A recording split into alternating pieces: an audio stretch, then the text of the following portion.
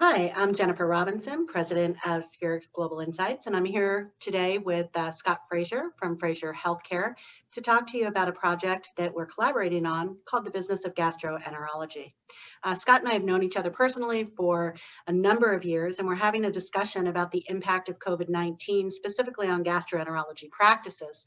Gastros have taken a really big hit throughout the pandemic based on losing elective procedures, and Scott and I were discussing how a lot of these practices are planning to deal with the financial impact. Scott? Thanks, Jennifer. Indeed, the COVID pandemic has really exposed the vulnerability of all elective-based subspecialties, and GI was no exception, as we all know. Fortunately, gastroenterology has rebounded, and diversified groups with strong ancillary lines, like infusion, have recovered faster than those groups that were solely relying on clinical practice and procedural volume. On the topic trend of MSOs, which are management service organizations, these entities have really shown their strength during this pandemic, as the 7 GI MSOs that have approximately 1,000 members collectively have thrived in this turbulent environment. Jen? So Scott and I really wanted to take our blended perspective. Of course, Spherix has very deep understanding of gastro practices and the treatment of IBD and how that has been evolving over the past couple of years.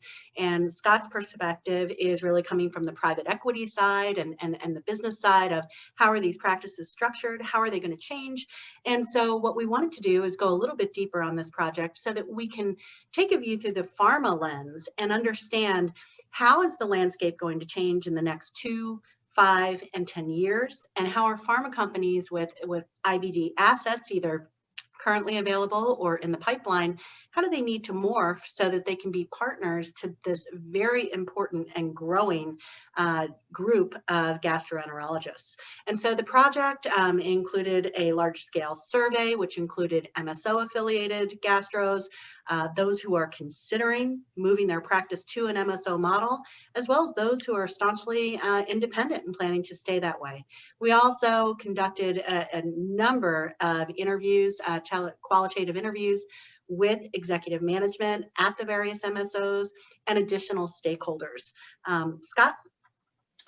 Yeah, over the last 2 decades, I think we all have witnessed the massive consolidation in the healthcare ecosystem. And if you look at insurance companies, hospital systems, big pharma, biotech, and medical device companies, they have all consolidated through ongoing mergers and acquisitions.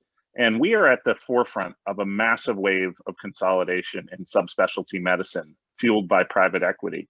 It's amazing to witness the pace of the MSO consolidation, and I encourage our clients to stay ahead of this important trend, as it will reshape your customer base and their requirements from industry partners. The project is called the Business of Gastroenterology, and please reach out to us to learn more.